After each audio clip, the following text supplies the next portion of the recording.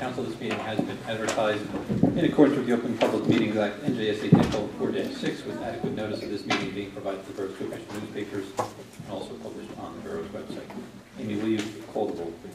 Yes, Councilman Benjavanga. Here. Councilman Dean. Here. Councilwoman Faustini. Here. Councilman Dash. Here. Councilman Bullock. Here. Council President White. Here. Thank you. Can you take us through a review of tonight's agenda? Yes, this evening, Mr. Mayor, we have one matter on for executive session. It's a personnel matter regarding professional managers. We have the approval of council minutes from January 23rd. There are two proclamations on. One is for Black History Month and the other is for Boy Scouts Week. We have one ordinance on which is a second reading by title. It's a bond ordinance providing for various capital improvements. There are 21 resolutions on this evening. 4 matters of correspondence. Payment of bills totaling $741,770.47. Council reports, and we conclude with public comments. And that's all I have, Mr. Mayor. Thank you. Council comments on agenda items. Yes, Mayor, can we separate 1779? Okay.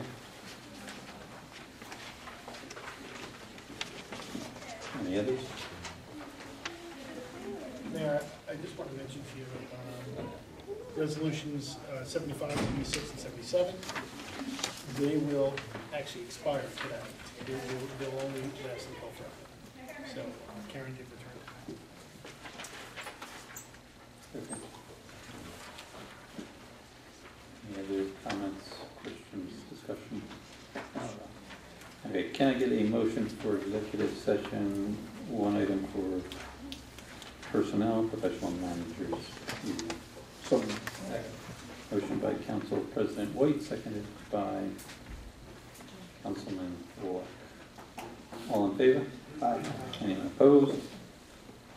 Okay, we will have executive session tonight. At this point, open up for public comments on agenda items only.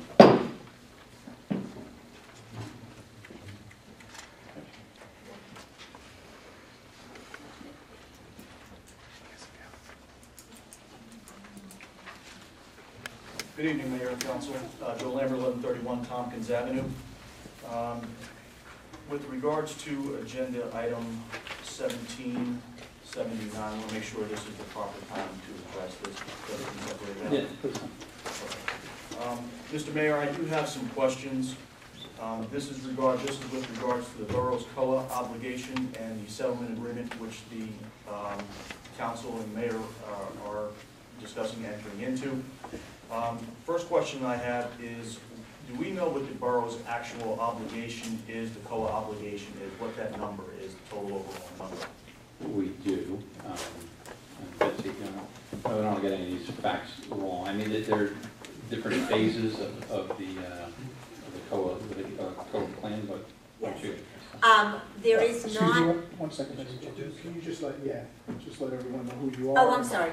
I'm Elizabeth McKenzie. I am the court-appointed master that was appointed first by Judge Wilson, and then when it was switched to Judge Natale, by Judge Natale to assist in trying to resolve this litigation, assist in trying to get a settlement, and advising the court as to the validity of not only the settlement but the borough's plan for meeting its affordable housing obligations.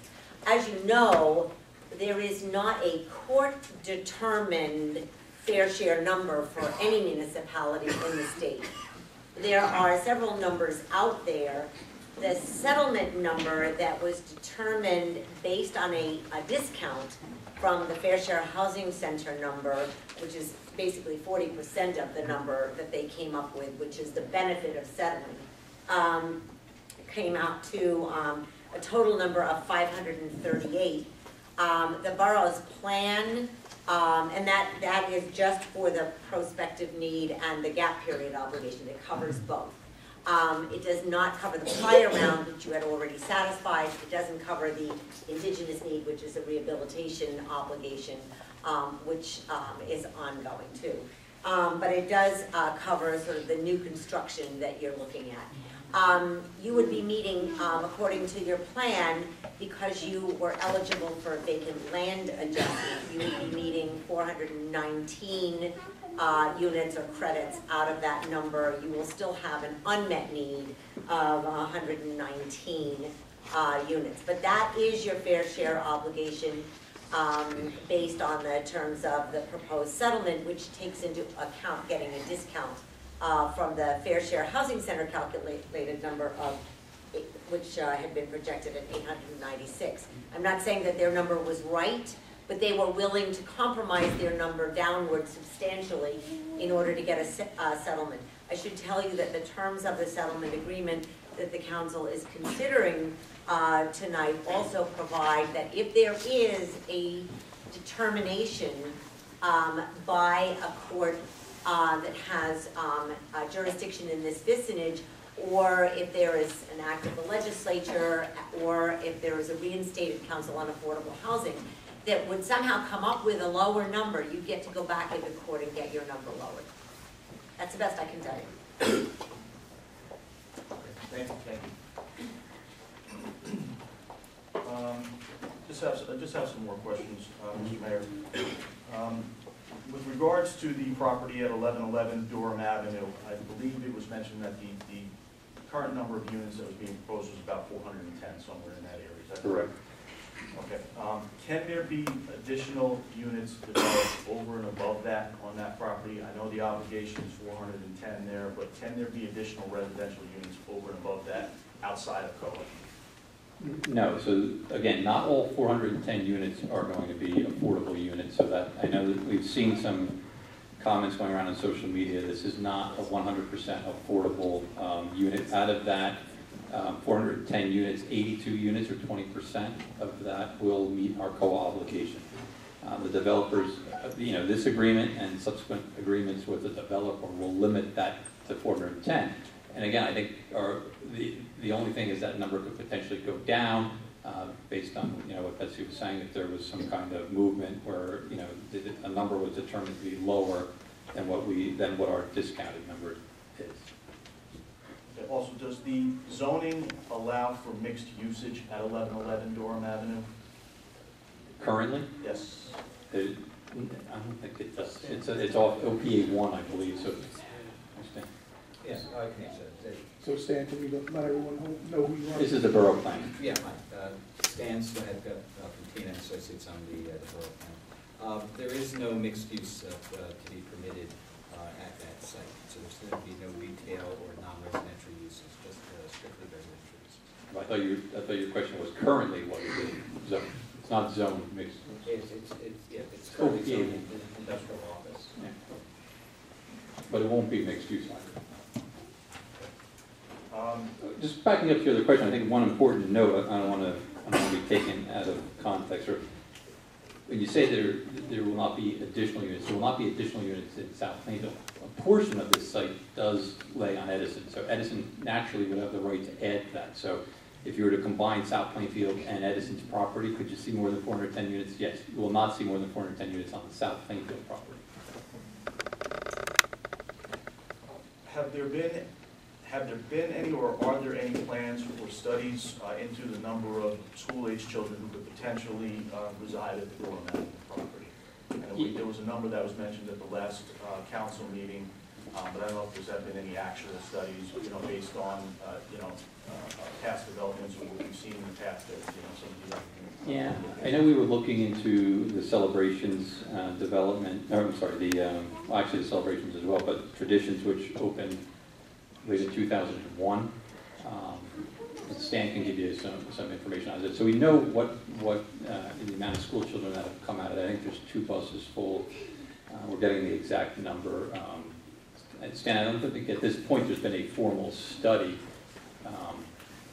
or whether we're going to require one or not. No, there hasn't been a study, and we're not going to require one. It's going to be permitted as of right. But typically, the key consideration in determining the number of school children that gets generated for any particular development is the number of bedrooms in the residential units.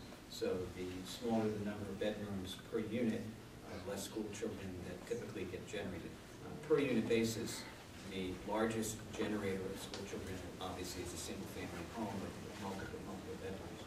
We're anticipating the types of units are probably going to be on the lower end of the per unit generation of school children, just based on experience that we've had in the similar units within the borough. So, but Stan, to that point, could the borough request then the developer to do a study regarding the amount of school children, and I bet Betsy can weigh in as well? Would that change anything? What rights would we have if they came in and said we're going to get 30 children, 90 children, 120 children? What does the borough have any? Yeah, you would not be able to make any alterations to what's proposed as a result of that, but if for planning purposes you felt that was useful information, it would be reasonable to ask them for that at the time of site plan approval. I mean, that's because that's a planning issue in terms of, letting the Board of Education know what to anticipate. So of course you would, it's not an unreasonable thing to ask for. What, to my point, so let's It's not say, going to change the numbers. so no matter what the study comes out to, whatever the number of children, the borough is not going to be able to use that as an opportunity to say, we can't have 410 units, the borough can't sustain that, we would need to build a new school, expand schools or whatever, and have that be a reason to say, go down to, let's say, 200 units or 150. Correct. That is You could not use it to change it once you. That would be a fairy tale. If any property that is zoned and is developed in accordance with the zoning, as this one will be, that you don't change the zoning as a result of the number of school children. I should point out that when this proposal started, and initially the borough was working very hard to try to get another industrial tenant in this site. But when this proposal started, it was over 700 units, I believe, that the developer was proposing. So it was, and they were, pretty uniformly 3- and 4-story buildings all over the site. There was a lot of work done by Stan and by the borough to try to get, lower density units towards the front of the site along Durham Avenue, put the density that was, the developer was, saying he needed for the development, to put that towards the back of the site where it would be less intrusive. So a lot of work was done to try to make this as palatable as possible, given the fact that it wasn't the borough's first choice of what should be done on this site. But it was something they were legally obligated to do as a result of seeking a vacant land adjustment. Thank you.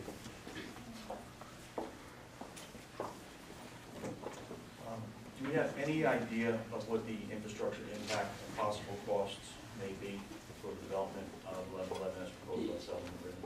Yeah, again, these are, a lot of this testimony will occur at the planning board, but we can figure out at 410 units, you're probably going to see 800 or so cars come out of there and stuff like that. Those would be standard, I would imagine, standard metrics that developers will come up with. On the other hand, you balance that off against the site as it was previously inhabited, where you have work traffic coming in and out. Again, we can do those calculations, and we can look at those calculations at the end of the day. It's not going to change anything. That any negative criteria that we would address by saying there's an impact on police force, fire, EMS, the roads. Unless Betsy's going to tell me today that we can prove all those things, and then she will lower the need that South Plainfield is facing today. Betsy? No, I'm afraid I can't tell you that. I tried. I've been trying for over a year. You have, Mayor. Not getting anywhere. I'll give you credit for that. Huh? We would all like to hear it. Of course. You never know. We might trick her into some of this. We've got this tape. Catch me unaware. That you're unaware. So, yeah, I mean, we would, of course, we would be interested in those things, but again, not going to change what we're looking at. And it's my understanding that the settlement agreement is to be voted on this evening, Mhm. correct, at this Yeah. meeting? Okay. I have a lot of questions. I'm sure there are a lot of questions that other borough residents may have, especially on the south side. I don't know if that is represented here this evening, but I was also at the last council meeting. It was mentioned that there could possibly be more meetings with Yes. with the folks that can deliver a lot of this information. in order to be as transparent as possible, and in order for, to give those folks the opportunity to weigh in with comment, do we have the ability to not vote on this evening and, offer more opportunity for the Southside residents to, be involved in this? Yeah, so a couple things. I'm sure the planner and the coordinator are anxiously awaiting this answer. This council can do whatever they want. We will have a meeting. We're going to look at how to have a town hall meeting, probably whether it occurs at the senior center or at the school or something where there's a bigger venue, because I don't think all of these Boy Scouts live on the south side, or did they come here for this, but it's probably good education. So certainly, I think there's a couple of problems with that. Number one, we are not going to have really, a town-wide town hall or anything like that discussing the impact. If there's no agreement set, because really at that point there is nothing to discuss. The venue is probably tonight. For transparency's sake, I think we put this on the borough Facebook page. It was in the Observer. It was in the TAP. I know I read half of the comments and, don't respond to them because, Oprah or whatever else we've got. I'm sure the lawyers don't want me responding on social media to legal matters anyway. But so, I think it was pretty clear. And in the letter that was essentially sent to the newspapers, it was also published as a letter to the editor. That letter was verbatim made, the actual physical copy of that was made available on social media, so I think it's out there. I know I've gotten a couple of phone calls. I don't know if anybody based on that is here tonight. So, yeah, it's a long way of saying that the council could decide not to vote on this thing. I think, and maybe Betsy can weigh on this as well, I think our protection against the builder's remedy expires in a couple of days. So that's the thing that the council has to weigh as well. So if that expires, we could be facing other lawsuits that could essentially result in more development on industrial sites throughout the borough. So part of this, is the more this is publicized, the more people's ears kind of bring up, and developers and anybody who's looking at building housing. So if we lose the ability to protect ourselves from a builder's remedy, we may be having a much more difficult and much more difficult and different conversation whenever that meeting occurs. So I'll let Betsy weigh in on that as well. I think the mayor has it right. I think that the problem is that the judge has given you an extended period of immunity in order to try to work things out with this particular objector, intervener, developer. But I think if that were to fail, I believe that the judge would feel that it would be time to set this down for a trial, where you would have a very expensive and numbers trial, and then as a result of that, if you are unable to meet the obligation that the judge established, that you would be vulnerable to a builder's remedy. And in order to meet that obligation, you might very well have to have the site and the plan anyway. And possibly others that may come forward. I think that what you have indicated, Mayor, is perceptive.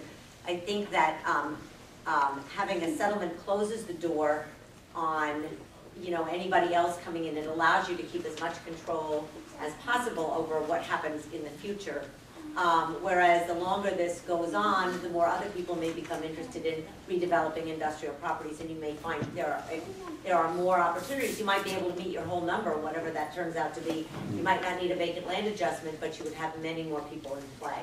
So I think that that you are correct. While you probably would get immunity extended through a trial, you would, and sometime after that to meet that obligation, you would be spending a lot of money on a trial.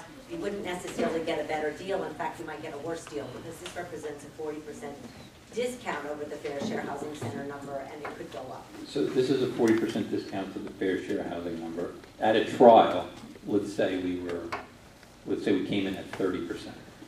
Well, I don't know that at a trial you get a discount. If the trial, if the judge's Or play number, with me on this one. well, I mean, the judge won't settle with you. If the judge makes. So you're saying it's not likely that we would get any lower than that number? Probably not. That, you know, that I can't say what a court will do. The court would hear all the evidence of the different ways of calculating the number.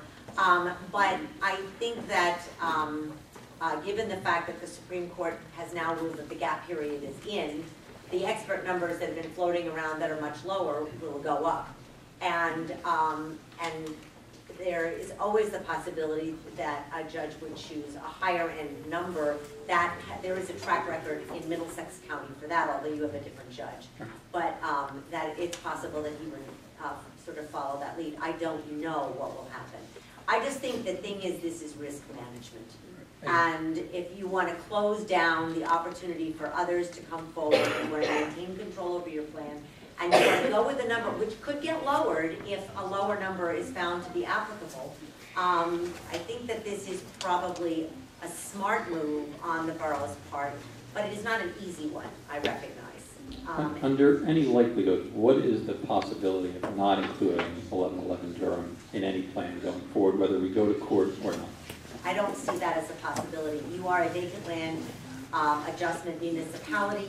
You do not have sufficient vacant land to meet your number. When you do not have sufficient vacant land to meet your number, and someone comes forward and proposes affordable housing, you don't have an ability to turn them away. So let me just get this straight for everybody out there. The borough essentially, prior to this intervener, was saying that we needed a vacant land adjustment because we didn't have enough land to develop to essentially meet our affordable housing obligation. That is correct. Yet, so a property owner comes in on a commercial property, says that I can help you meet that need. The likelihood of us continuing to say we need a vacant land adjustment, we can't possibly meet the council on affordable housing, or that number is essentially zero. It is zero. And it makes sense, right, to me. I don't agree with it. I'm not quite sure You what. don't like it. I don't like it. You don't have to like it. But it's essentially zero. Yes, it is. Thank you. Next question. Of course, that Mayor, Yes. just Yeah, add, sure. because I think what's important to note, that Betsy was talking about things globally. I think specifically as it relates to this site, if the settlement failed and you lost your immunity, the settlement, that 410 number goes away. The developer potentially is coming back at the borough with significantly higher number of residential units. Maybe originally, as Betsy said, he had proposed over 700 units. He can come back in and again, the borough has a vacant land adjustment. He can come in and propose 700 units.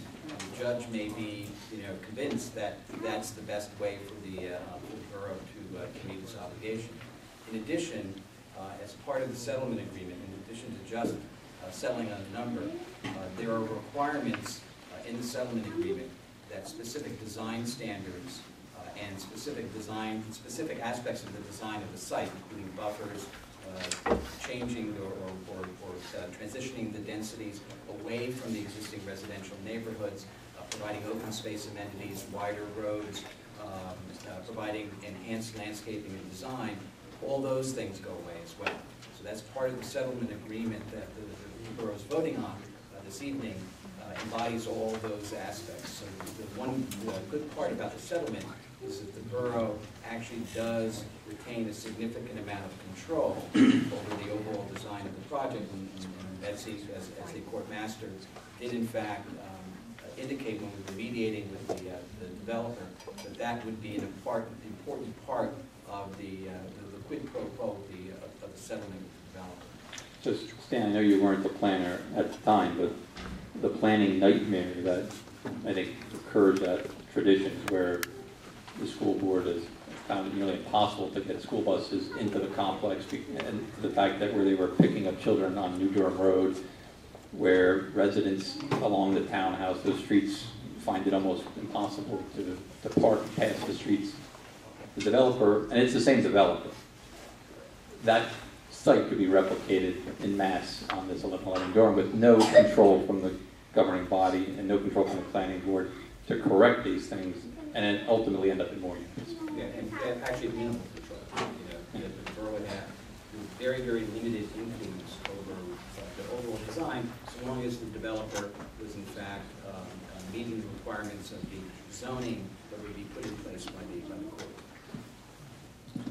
Stan, also, just wanted to clarify something. Wasn't that similar to what happened to the South Brunswick, where they lost control of their plan because they... That was more dramatic than what might happen here. South Brunswick simply refused to deal with the number that the court ultimately assigned them, and so the court-appointed master will be dealing with the zoning, and there will be court-appointed hearing officers to approve the developments. Now, you might still be able to work out, provided, once the number was assigned to the site, you might be able to work out some design criteria to put in the ordinance, but you would have to essentially make that number, whatever that number that's assigned, you would have to be able to make it happen. So if you ended up getting a site that didn't quite have enough room, I think you could maybe avoid the school bus situation. I mean, I think that's a public interest sort of thing, but there's a limit to what you can do. You might not get as much open space or recreation space. You would deal, but you could certainly deal with public safety issues that came up in the future. I mean, I wouldn't take that away from you, but I would say that in terms of numbers and in terms of flexibility, you lose that. And I think that the beauty of what you worked out, and I applaud Stan, because he's really worked very hard on coming up with a plan that I think addresses a lot of the concerns that were expressed in terms of design issues. He's far better at the design stuff than I am. So I think you got the best of that world. Well, jury's out. I want you to know that I will be continuing to fight very hard for all the aspects. Yes, next question. So, and I noticed on the borough's website that there was an order signed off by Judge Natale that there was a fairness hearing scheduled for April 3rd of this year at 2:30 p.m. and also that temporary immunity was granted to the borough. It was extended until April 4th. Would that not also protect us and give us a little... Let me just tell you, that order was entered based upon a report to the judge that at the last meeting of January 23, the council voted to approve the agreement. That's why it was extended. So because it was reported to Judge Natale that we have come to an agreement in principle and would be voting on the written agreement, he then extended. Now, if we don't vote the agreement, then it's going to have to be reported to Judge Natale that in a sense the agreement has been rescinded, and then I'm sure he's going to enter a new one. Because you can't have a fairness hearing if you don't have an agreement. No, I understand, and I apologize. I don't want to keep the Boy Scouts waiting. I was a Boy Scout, and I know the motto is be prepared. I'm sure they weren't prepared for this, but I'll try to wrap it up. Get a COAH badge. I don't know if you want to wear it. I don't wear mine. Mr. Mayor, this is, and we spoke about obviously the 1111 Dorm Avenue property last meeting, this meeting, council meeting. And we talked about prospectively the development of the Harris Steel property also, okay? We're talking somewhere over 500, possibly 550 units. I mean, this is going to have a huge impact on the borough of South Plainfield, okay? Currently, we are looking at a referendum issue for the Board of Education of approximately $29 million. We have not had, the borough has not had a reassessment for the home values in almost 20 years. All right. Our schools, our elementary schools, our middle school, our high schools are all almost either at or near capacity. Okay. So I've taken a look at this. I've looked at this thing on a whole, and I know it's going to get phased in over maybe 7 to 10 years, however long that's going to be. But at the end of the day, the impact is going to be significant to the residents of South Plainfield. Right. Okay, we are going to potentially need to expand or build new schools. Mm-hmm. We are going to need busing where we never needed busing before, where we never had busing before. We are going to need infrastructure upgrades to, whether it be road widening, whether it be, to accept drainage, whatever it is. We are going to have infrastructure upgrades, and this is going to total in millions. Mm-hmm. So again, I don't want to forestall the process. I just want to make sure the borough residents have had every opportunity to review all of this information okay, and get their questions out, because, you know, nobody knows, you know, then, you know, when you buy a brand new vehicle and you get that first payment, you get buyer's remorse. Right. Couple more questions, Well, and then I'll. hold on there. So you said the borough hasn't had a reassessment since the 80s, which I agree that they have. That doesn't change anything. So whatever the borough collects today, through a reassessment, they collect the same amount. So the lack of a reassessment, while some people, you know, may have a valid argument and could have possibly have their taxes lowered, there's a good 30% of the town that through any reassessment that's going to see their taxes go up. But the net to South Plainfield is going to be identical. It's going to be exactly the same. So we could do a reassessment today. Start that process today. It's not going to change the amount of tax revenue to the schools. I mentioned this 2 weeks ago. I think it was very clear in the letter. I know you're a union leader in the state of New Jersey. The problem here has been the complete lack of action by this legislature, who you had a governor who in 2009, through his campaign, was at least intent on derailing COAH and fixing it. Now, with the lack of any kind of legislative assistance, and that includes our legislators here that represent South Plainfield in this district, zero was done. So there's a lot of things that the governor of New Jersey can do. He essentially stopped COAH from meeting. That gave us, you know, the period of 2010 through 2017, where it really didn't affect South Plainfield much. We had met our prior round obligations, other towns didn't. The opportunity is still there for this legislature to do something that would affect this rather than it going into the courts. So you got 120 people, I believe, in Trenton that I know they're working on important issues like not declawing cats. You know, I'm sure that's, you know, important to some people. It's not important to the 24,000 residents in South Plainfield. So every day you and I get up and go to work and do the things that we're supposed to do, whether it's representing the borough of South Plainfield here, or whether it's in private industry, we're held accountable. But unfortunately, the legislature is not. They've done nothing for the last 7 or 8 years. And how many of them were reelected this past November? Yes. I'm sure every one of them.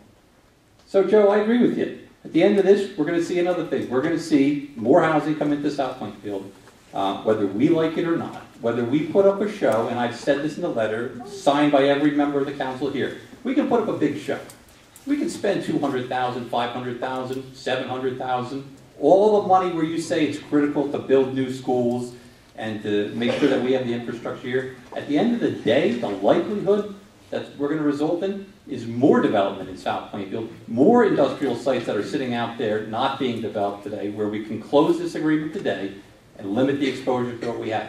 Now, I'll tell you, the council president and I sat with numerous prospective business owners that were looking to go into 1111 Durham. And we sent them to that developer that bought the property. And it was under a nice fancy new name.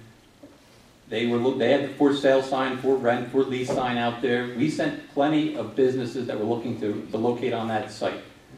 And what we got back from those prospective business owners was quite shocking. And you don't have to take my word for it. You can take the council president's bills. We'll send it to some of the folks, and I think they would tell you the same thing. They were told that the owner does not sell the property. He will wait it out until he has to. He has no intention of selling that. They didn't return calls. They spoke to people in that office, and prospective business owner after business owner was told the same thing. So it is by no means a lack of effort that we put through, because we put plenty of opportunity, worked with the lieutenant governor of the state and the Business Action Committee to bring potential folks to town. And when you have somebody that's not willing to actually meet their obligation, or actually do what they're saying that they're doing by putting 4 lease signs up there, it's very difficult to get any results. So I agree with everything you're saying. There are going to be impacts to South Plainfield. There are going to be impacts to the school. There are going to be impacts to traffic. There are going to be impacts to infrastructure.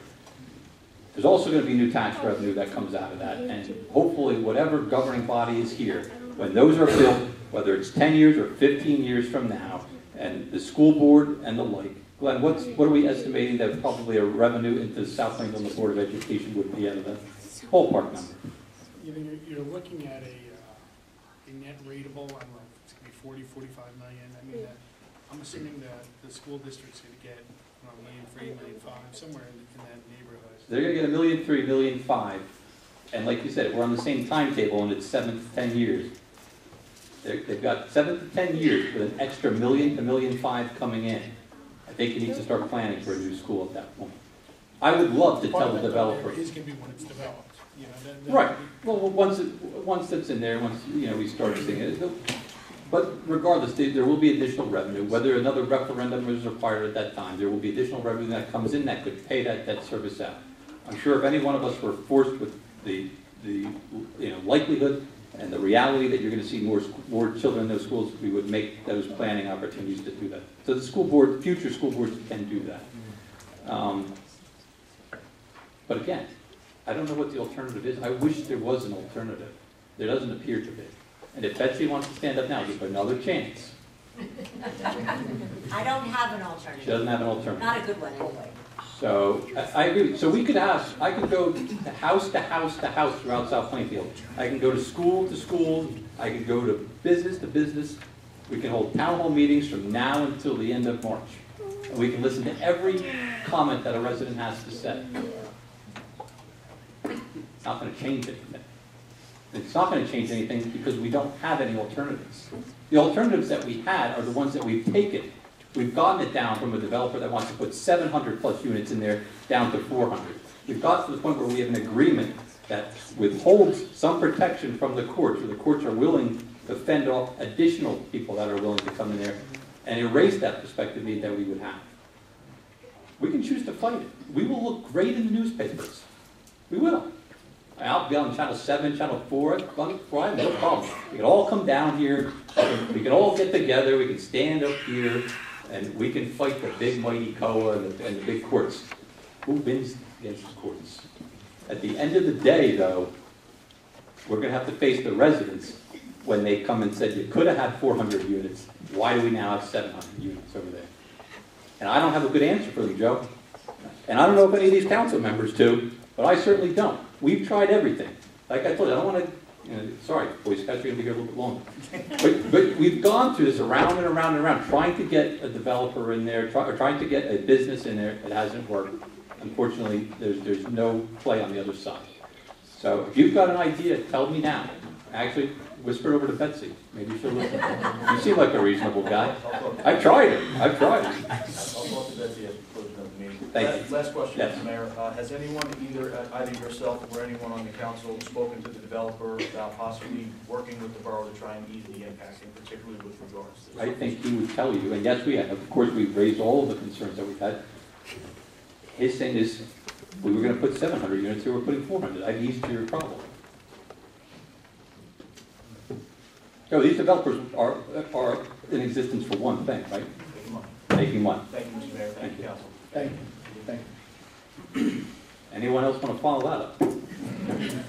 All right. Welcome to my life. All right, if there's nothing else, we'll adjourn the agenda meeting. At this point, seeing no reason to delay, we will go right to the public meeting. Again, this meeting has been advertised in accordance with the Open Public Meetings Act, NJSA 10.46, without the notice of this meeting being provided to the Borough Supervisors and newspaper results published on the Borough website. Any lead call the roll this morning? Yes, Councilman Benjavanga. Here. Councilman Dean. Here. Councilwoman Faustini. Here. Councilman Bell. Here. Councilman Bullock. Here. Council President White. Here. Thank you. Please join me in the Pledge of Allegiance and the invocation by Councilman Benjamin.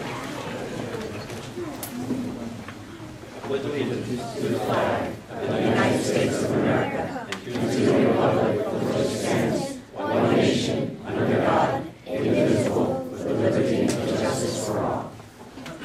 Dear Lord, please look over this governing body as we make our decisions tonight on behalf of the Borough of South Plainfield, and also look after all our emergency services and our residents. All right. Next item is public comment on agenda items only. Anyone else? Seeing none. Okay, at this point, I'll ask for a motion to approve the council Meeting minutes for January 23rd, 2017, agenda, public and executive. So, Motion by Council President White, seconded by Councilman Benjamin. All in favor? Anyone opposed?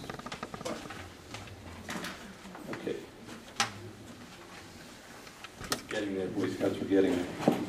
All right, first proclamation will be for National Black History Month, February 2017, and whereas Black History Month, also known as African American History Month, is an annual celebration of achievements by Black Americans at a time for recognizing the central role of African Americans in U.S. history, and whereas Black History Month was started by historian Carter G. Woodson in 1926 and was called Negro History Week. His goal was to educate the American people about African American history, focusing on African Americans' cultural backgrounds and achievements. And whereas since 1976, every U.S. president has officially designated the month of February as Black History Month and designated a specific theme to highlight the contributions that African Americans have made in every field, from science and the arts to politics and religion. And whereas this year's theme, Civil Rights in America, honors African Americans and encourages all Americans to study and reflect on the value that their contributions for the nation. And whereas Black History Month provides a time for all Americans to recognize and remember the struggles of African Americans for freedom and equal opportunity. Now, therefore, I, Matthew P. Nash, Mayor of the Borough of South Plainfield, do hereby proclaim the month of February as Black History Month in the Borough of South Plainfield and encourage all residents to join me in celebrating the diversity and character of our community and to continue to work towards the ideals of equality, freedom, and opportunity that our country represents. So we have a couple of folks that will accept the proclamation today. We have Council President White. We have from our Business and Economic Development Committee, Roberto Sayers. And I don't know, is Mr. Peach here? Yes. Okay, from the Assistant Principal at the South Plainfield Middle School. So if you'll come forward.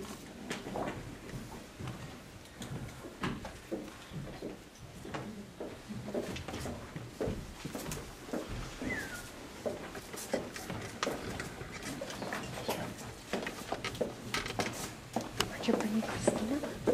She's right there. I think she's gonna come bring her out. Yeah.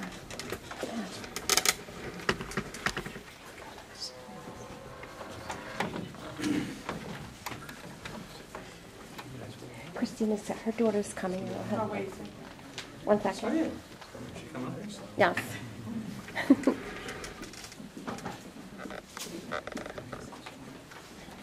It's way past your bedtime.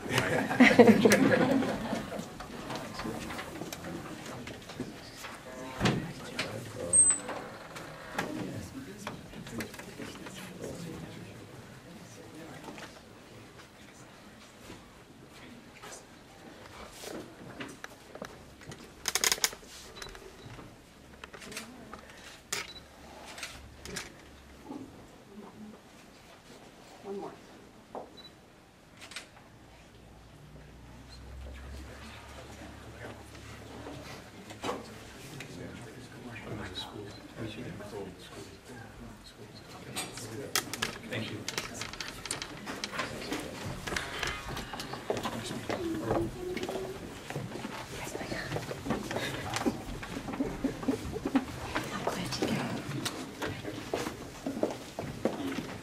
Okay, so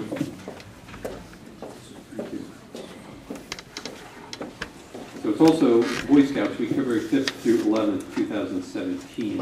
Whereas Boy Scouts of America was founded on February 8th, 1910, and for more than a century has created a strong foundation of leadership, service, and community for millions of American youth. And whereas the Boy Scouts of America has grown to be a vital force in the development of the youth through its many programs which encourage the ability of its members to do things for themselves and others. And whereas the Boy Scouts of America has been an integral part of the South Plainfield community, as well as a positive influence on our youth for many years, and has helped our boys to become responsible citizens and leaders. And whereas throughout the long and distinguished history, Boy Scouting has inspired more than 50 million boys and young men to strive for the highest ideals of courage, confidence, and character. Now, therefore, I, Matthew P. Nash, Honorary Boy Scout. Honorary. Mayor of the Borough of South Plainfield, do hereby proclaim February 5th through February 11th, 2017 as Boy Scouts Week in the Borough of South Plainfield, and encourage our citizens to join with me in expressing appreciation to our community organizations and the volunteer scouting leaders for bringing this value-based program to our young people. On behalf of the governing body, I extend our congratulations and best wishes for continued success.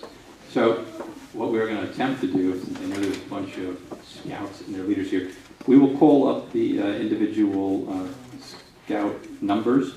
There is a proclamation for each scout, and we will try and attempt to take the troop. It's been a long day. And we will attempt to take one large photo. I think years past, we've had to clear out up here. So actually, why don't we do that now? So when I call you up, just come up and come right over to me, right behind the governing body here.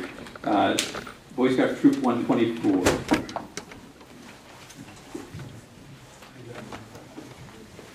You have a representative from 124?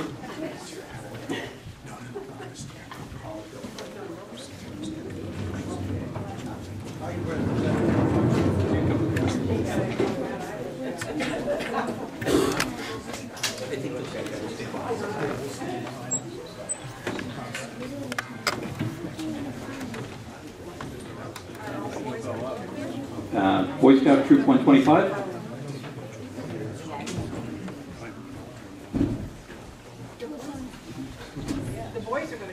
Yeah, the Boy Scout. If you're a Boy Scout in that unit, come up to 124, 125. Boy Scout Troop 207. Mr. Dean has 207. Yeah, they're all going to come up there.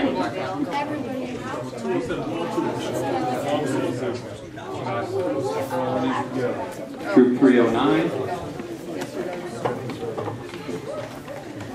Cub Scout Pack 207. 224 and 324. You guys get in front. Thank you, sir.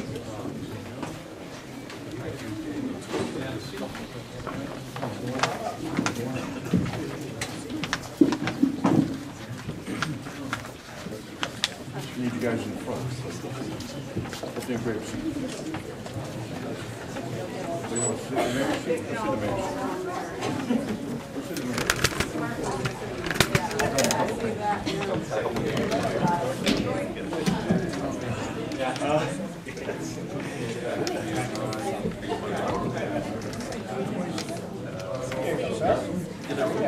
This is back 324.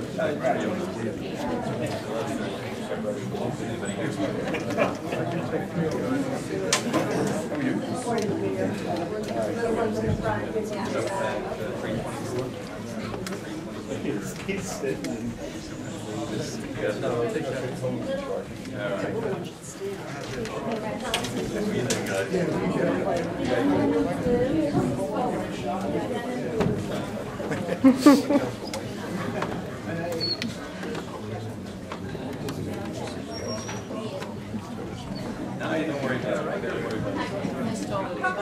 Once we go in between the chairs. Yeah, that's fine. That's good, right. Yeah, that's good. Come on, a few more over here. There's a space right there. Right there. A little more on the end. John Dean.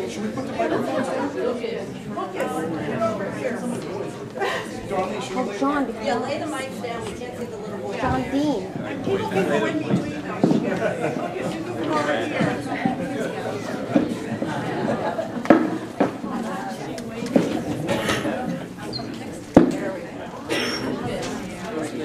Couple more in this area. I can get, got a.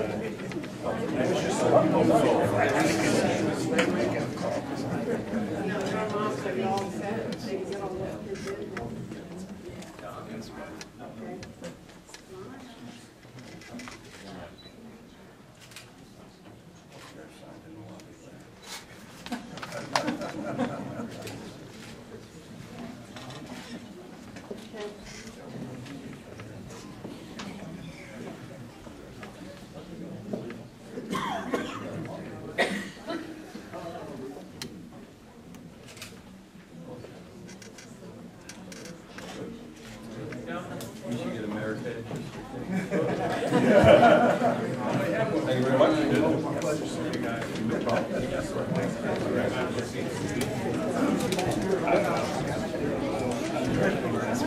I make one. You gotta help me. You gotta help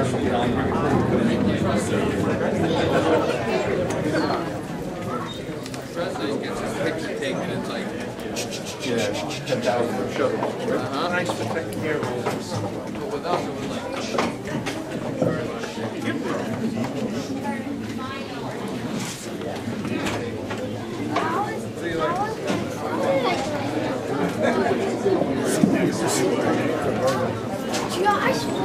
Okay, at this point, we'll take a brief 5-minute recess. Any scouts, you're more than welcome to stay or go home and get homework done. A long night. I'm